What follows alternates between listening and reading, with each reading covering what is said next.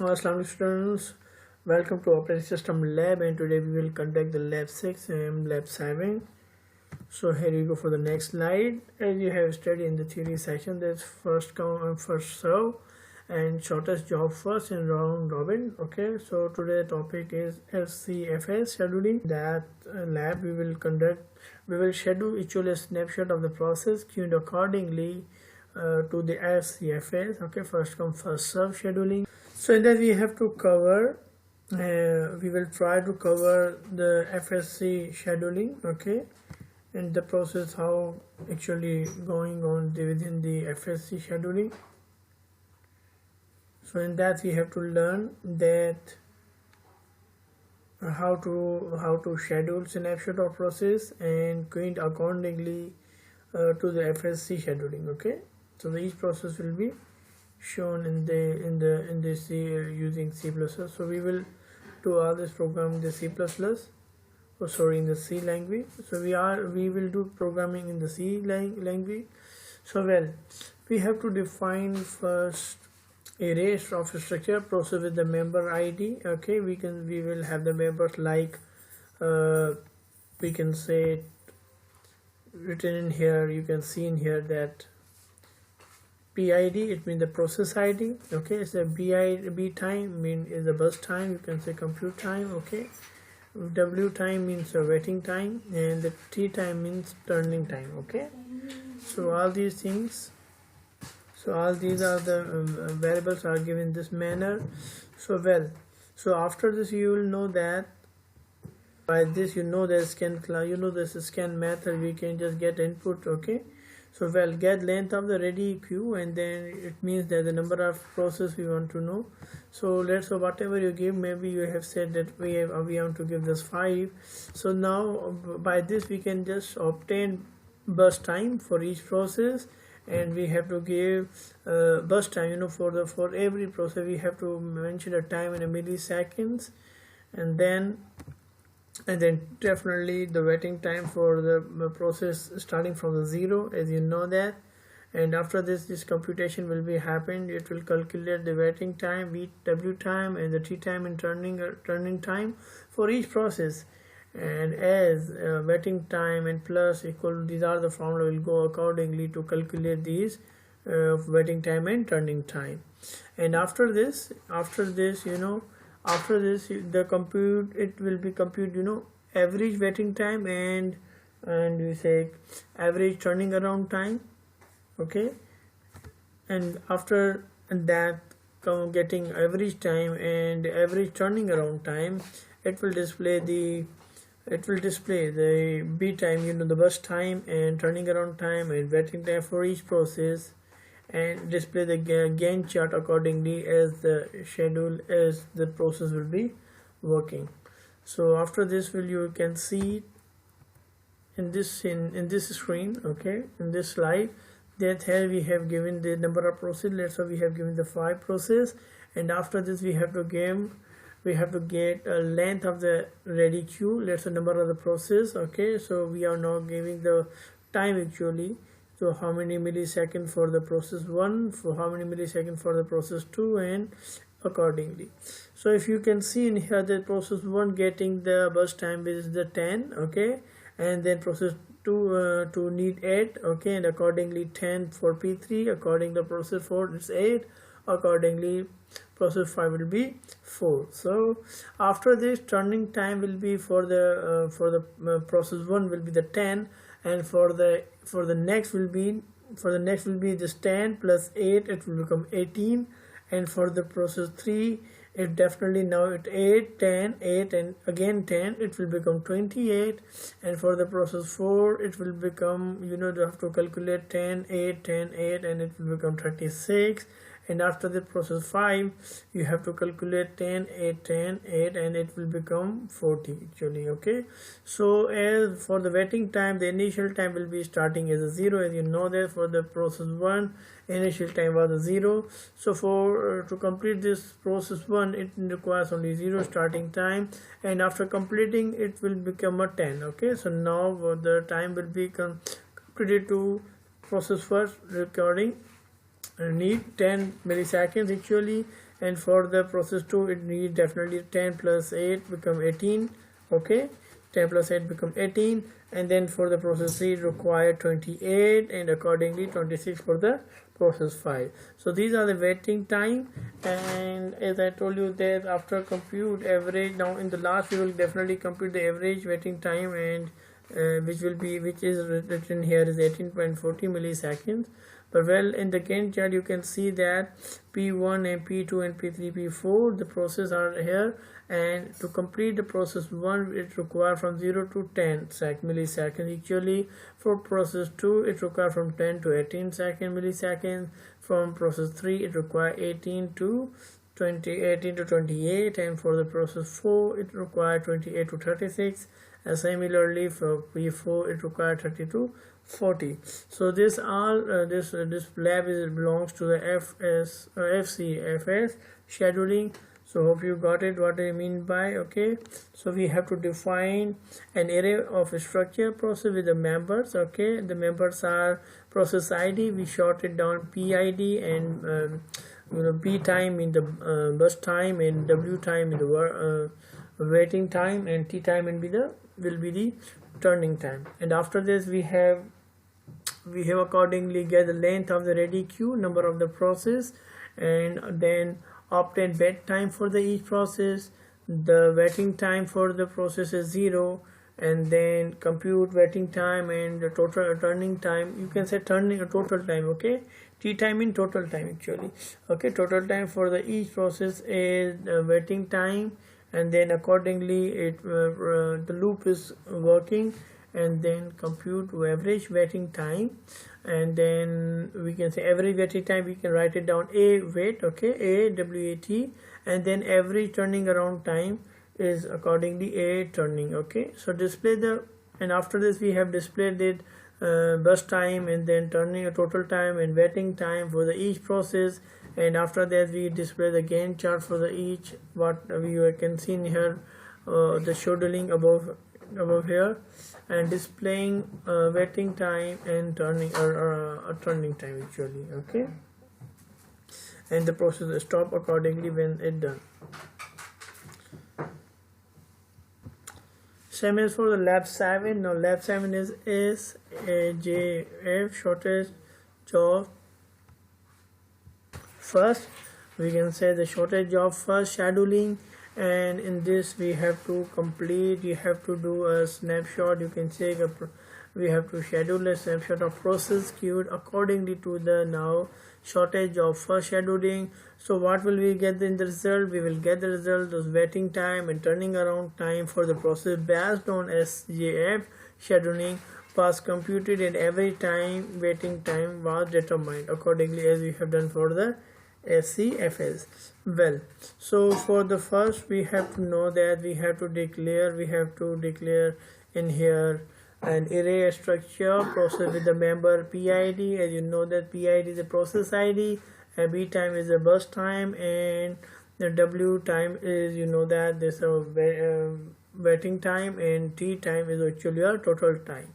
Okay, so after this you have mentioned here, defined here, and you now need a number of process. So we have to give a number of process accordingly, and then by this get the length of the ready queue. So by this you can see in here that the scanf used for this purpose, and then obtaining wait time for each process, and by this you can get the each process, and after the sorting this process accordingly to their B time, bus time in ascending order. If two process have same the B time, the bus time actually, okay, then the FCFS, the first come first serve is used to resolve this tie actually. So well, the waiting the W time for the first process is actually a 0. You already know that must be a 0. So compute W time and waiting time and total time for the each process as the formula which is given here. You can see it in here. Okay, this completely is in here.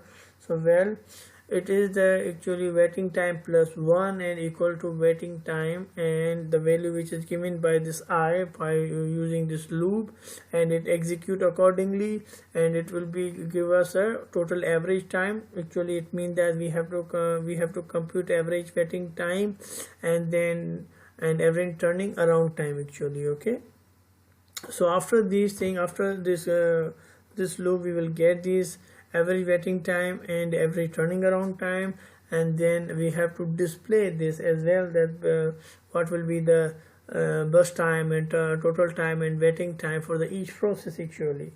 And after this we have to display a Gantt chart for above, for what we have done in the for loop for scheduling, and then we have to display waiting time, average waiting time, and then turning around time. So in here we have seen that in left 7 that we have to enter number of process. We done it here 5, and accordingly we have here giving 10 millisecond for 8, 10, and again 8 for the fourth and 4 process, and 4 for the process 5. So as you know that this is the SJF scheduling, so we have given in here process 5 for starting process 5. Why it says for process 5 first? Just because it requires very less time to complete this process 5. So it's the burst time in here for process sorry, for process 2 it requires 8, and then process 4 requires 8, and then process 1 is required 10, and process 3 is required 10. So the total time will be for to complete this. So P5 required 4 and P2 required 12. Okay, just because 12 is 4 and 8 become 12, just P4 it's a 8 milliseconds to complete this process. To reach this process it required 20 milliseconds to reach total time needed for to complete this. And then P1 it required 10 milliseconds for total time it required 30, and then P3 for the P3 it required actually 40 milliseconds to reach this P3, to complete this P3 actually. Okay, so waiting time for P5 is 0 and for P2 is 4 actually, and P4 actually is 12. Okay, you got this where we got the 4, just because when 0 is the starting time for the P4 or P5 actually, and when it complete it become P4 for the next, okay, for P2, and then for the next P4 it required 12. 4 plus 12 become, so now 4 is for the P2 and 12 for the P4, and then 20 for the P1, okay, and then 30 for the P3 actually. So these are the waiting time to complete each process. And the Gantt chart required to complete the process 5 it needed from 0 to 4 milliseconds, and process 2 required from 4 to 12, and process 4 it will require 12 to 20, and then P1 required 20 to 30 milliseconds to complete this process, and P3 it required 30 to 40. So the average waiting time will be the 13 as it calculated accordingly in kind of way we have given the formula which is in the for loop actually. So average turning time around is 21.20 milliseconds. So this is all about today's lab, which is 6 and 7. Hope you have got what is meant by. I will give you the lab so you can grab easily what is written in it. So just try to understand this lab. So lab 8 is priority scheduling. Okay, so the task in that we have to schedule, we have to get a snapshot of the process queued accordingly to priority scheduling, and then what we will get from it, the output will be the waiting time and turning around time for processes based on the priority scheduling which was computed, and average waiting time was determined. So as we know that we have to write a program in C, so we have to define an array structure. Okay, the process with the members are PID, okay, P time, and we have to know that our keywords which are used in here, waiting time, burst time. Okay, so these are the defined. After that we have to give the number of process, and then by the number of process we have to use this scan keyword, and all these are in the main method. So after this obtaining burst time and for the each process actually. So what we will do, we will just sort the process according to their position or priority. We can set in here, we can say PID, okay, burst time, priority, waiting time, and turning time or total time actually. And then accordingly we just sort the process. Okay, we just sort the process. In here we have to give the time actually, and then accordingly when we have to print in here, and if you can see this is must be in the milliseconds. And after this you can just enter in here just because semicolon is here. Okay, so well, so by this you can know that scanf is just is working as a cin, which is working C++, getting input. So well, so sorting the process according to the priority in ascending order. If two process, okay, if two process have the same priority, then FCFS is used to resolve the tie. Well, the waiting time for the first process is definitely the 0, as it mentioned in here that the waiting time will be starting, it will be the 0. Well, after this the compute waiting time and the total time for the each process as according to the formula which is given here, you can see it. Okay, and after this compute the average time, waiting around time, we can say it. Okay, average waiting time actually, and average turning around time. So by this we will calculate, and then we have to display the all the times which we say that burst time and priority and total time and waiting time for the each process. And then for the Gantt chart we have to create a code as well. So display Gantt chart for the each above the written program or scheduling. Okay, well, so by this we can just display the Gantt chart, and then after this we have to display the average waiting time and then average turning around time. So by this we can maybe understand better way. The inter number of process will be the 5, and then burst time will be the, let's suppose we have given the 10 millisecond and we wanted to set the priority number 3. Okay, and for the second P2 we are giving the 7 millisecond and we want to run this in the priority number 1. So for the first time, for the third P3 we have said this will be the 6 millisecond and the priority will be the third is given to it. And then P4, in process 4, we will assign 13 milliseconds to it, and then the priority will be the number 4. And then for the process 5 we are given 5 milliseconds to it, and then to actually the priority for assigning this 5 milliseconds. So now accordingly P1, P2, P3, P4, P5 to according to we have just give the priority as well with respect to their time. So now after this the process how it will be calculated and how we have shifted the time into the burst time and priority and then total time and the waiting time. Here maybe it will be clear to you that process 2 requires 7 milliseconds as written in here 7, and it is in the first priority. To complete total this process it requires 7 milliseconds, and the initial waiting time was 0 because this was the first, so it will no need to wait for it. So after this we have for the process 5, and then process 5 priority number it requires 5 milliseconds to complete process 5, and then the second priority and total time required to cover it will be 7 plus 5. Okay, so it need total time is 12, and waiting time it have to wait 7. Okay, actually 7 milliseconds to complete this time.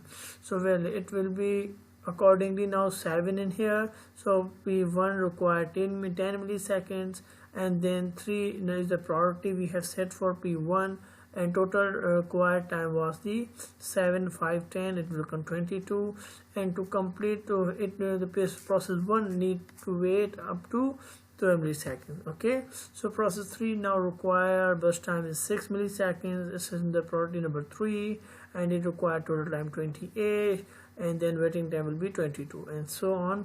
For P4 process 4 required burst time is 13, priority is 4 actually, and total time will be 41. You will calculate this, it will be the 41, and then waiting time will be the 28. So the Gantt chart for the P2 is 0 to 7, requires 0 to 7 millisecond to complete this process 2, and P5 from 7 to 12, and then P1 12 to 22, and accordingly process 3 require 20 to 28 to complete this process 3, and process 4 from 28 to 41. So average become the 13.80, and then average turning around time will be the 20.00 ms. So now I think you got it by this code to how this actually work, and by this in the command line you get to know that how actually it executed. Okay.